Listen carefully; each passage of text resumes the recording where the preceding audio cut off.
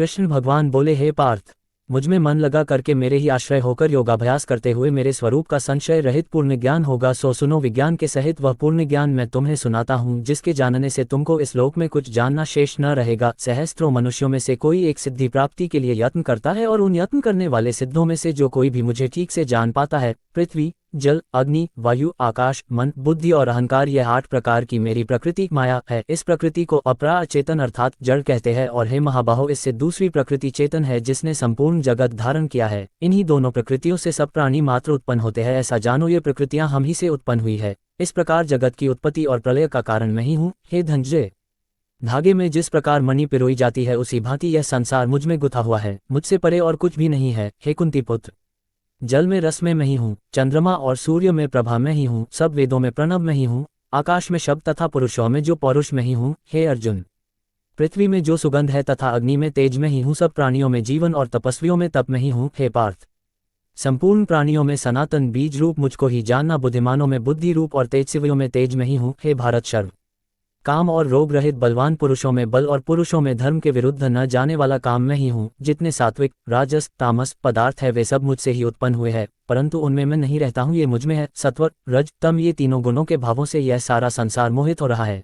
इस कारण यह इससे परे मुझ अव्यय परमात्मा को नहीं जानता। मेरी यह गुणमयों और दिव्य माया अत्यंत दुस्तर है। जो मुझको अनन्य भाव से भजते हैं वे इस माया को पाकर जाते हैं। जो पापी, मूढ़, नराधम माया ने जिनका ज्ञान हर लिया है और आसुरी भाव ग्रहण किए हुए मुझको नहीं पते हैं। हे भारत श्रेष्ठ अर्जुन, 4 प्रकार के मनुष्य मुझको भजते हैं, दुखिया, जिज्ञासु, ऐश्वर्य की कामना करने वाला और ज्ञानी, जिनमें सदा मुझमें एक दृढ़चित और केवल मेरी, क्योंकि मैं ज्ञानी को अत्यंत प्रिय हूँ और वह मुझको प्रिय है। यद्यपि से सब भक्त अच्छे हैं, तथापि ज्ञानी तो मेरी आत्मा ही है, क्योंकि वह मुझ में ही मन लगाकर मुझको ही सर्वोत्तम गतिमान, मेरा ही आश्रय ग्रहण करता है। उनके जन्म के अनंतर ज्ञानी मुझे पा लेता है। ऐसा महात्मा अत्यंत दुर्लभ है। सब जगत को वासुदेव में समझे। अपनी 2 प्रकृति के नियम के अनुसार मनुष्य भिन्न 2 काम वासनाओं से अज्ञान में डूबकर उन फलों की चाहना से अन्य देवताओं के अधीन होकर उनकी उपासना करते हैं। हे अर्जुन, जो भक्त श्रद्धा पूर्वक जिस जिस देवता का पूजन किया करते हैं, उन पुरुषों की उस श्राद्ध को मैं दृढ़ कर देता हूँ। वह उस श्रद्धा से युक्त होकर उस देवता की आराधना करता है, फिर उसको मेरे ही रचे हुए काम फल प्राप्त होते हैं। परंतु उन अल्प बुद्धि वालों का फल नाशवान है। देवताओं के आराधना करने वाले देवताओं को मिलते हैं और मेरे भक्त जन मुझ में मिल जाते हैं। मेरे अव्यय अविनाशी अत्युत्तम स्वरूप को न जानकर मंद बुद्धि लोग मुझे अव्यक्त को व्यक्त देहधारी मानते हैं। मैं योग माया से आच्छादित होने के कारण सबको नहीं देखता हूँ, उसमें मूल लोग अनादि तथा अविनाशी मुझको नहीं जानते। हे अर्जुन, मैं भूत, भविष्य और वर्तमान के सब प्राणियों को जानता हूँ, पर मुझे कोई भी नहीं जानता। हे भारत, हे परंतप, इच्छा और द्वेष उत्पन्न होने वाले सुख दुख आदि द्वंद्वों के मोह से जगत के सभी प्राणी भ्रम में फंस जाते हैं। जिन पुण्य आत्माओं के पाप नष्ट हो गए हैं, वह पुरुष द्वंद्व के मोह से छूटकर दृढ़ निश्चय करके मेरी भक्ति करते हैं। जो मेरा आश्रय लेकर जीवन मरण के दूर करने के अर्थ प्रयत्न करते हैं, वे पुरुष पर ब्रह्म आत्मज्ञान और संपूर्ण कर्म को जानते हैं। जो आदिभूत, अधिदेव और अधिज्ञ इन सब में व्यापक मुझे जान जाते हैं, वे समाधिनिष्ठ पुरुष मरण काल में भी मुझको जानते हैं।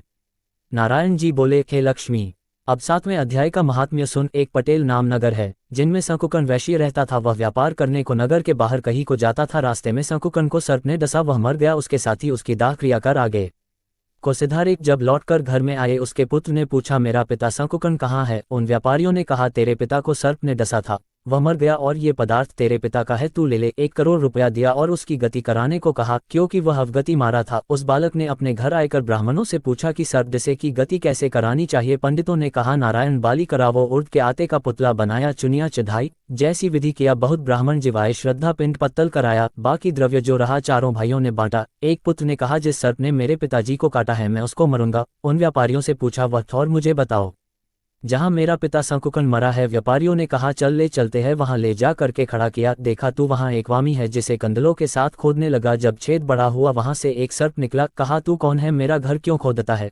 उस बालक ने कहा, मैं शंकुकन का पुत्र हूँ, जिस सर्प ने मेरे पिता को मारा है मैं उसको मरूंगा। तब सर्प ने कहा, हे पुत्र, मैं तेरा पिता हूँ, तू मुझे इस अधम देह से छुड़ा और मुझे मत मार। यह मेरा पर्व का कर्म था, सो मैंने भोगा। तब पुत्र ने कहा, हे पिता, कोई यत्न बताओ जिससे मेरा उद्धार हो। तब उस सर्प ने कहा, हे पुत्र, किसी गीता पाठी ब्राह्मण को घर में भोजन करवा और उसकी सेवा कर, उसके आशीर्वाद से मेरा कल्याण होगा। तब उस बालक ने अपने घर और नगर में जितने गीता का पाठ करने वाले थे, तिन सबको बुलाकर गीता जी के 7वें अध्याय का पाठ कराया और उनको भोजन करवाया। तब उन साधु ब्राह्मणों ने आशीर्वाद दिया। तत्काल वह अधम देह से छूटकर देवदेही पाए विमान पर चढ़कर आकाश मार्ग को जाता हुआ अपने पुत्र को धन्य धन्य करता बैकुंठ धाम में जा प्राप्त हुआ।